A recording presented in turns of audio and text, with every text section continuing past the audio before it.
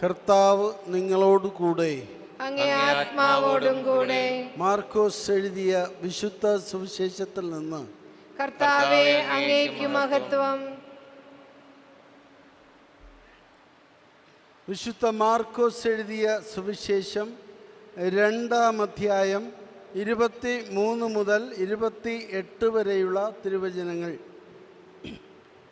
ഒരു സാബത്ത് ദിവസം യേശു വിളഞ്ഞു കിടക്കുന്ന ഒരു വയലിലൂടെ പോവുകയായിരുന്നു.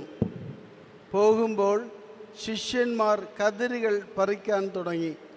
ഫരിസേയർ അവനോട് പറഞ്ഞു, സാബത്തിൽ നിക്ഷിപ്തമായത് അവർ ചെയ്യുന്നത് എന്തുകൊണ്ട്? അവൻ ചോദിച്ചു, ദാവീദും അനുചരന്മാരും കൈവശം ഒന്നുമില്ലാതെ വിശന്നു വലഞ്ഞപ്പോൾ എന്ത് ചെയ്തുവെന്ന് നിങ്ങൾ വായിച്ചിട്ടില്ലേ?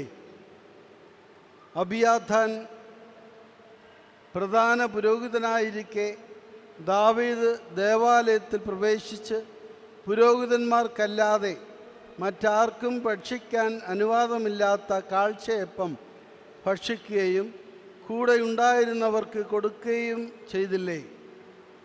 അവൻ അവരോട് പറഞ്ഞു, സാബത്ത് മനുഷ്യന് വേണ്ടിയാണ്, മനുഷ്യൻ സാബത്തിന് വേണ്ടിയല്ല. മനുഷ്യപുത്രൻ സാബത്തിൻ്റെയും കർത്താവാണ്. കർത്താവിൻ്റെ സുവിശേഷം. ക്രിസ്തുവേ, അങ്ങേക്ക് സ്തുതി. സുവിശേഷ വചനങ്ങൾ വഴി നമ്മുടെ പാപങ്ങൾ മോചിക്കപ്പെടട്ടെ. ആമേൻ. ഇരിക്കൂ.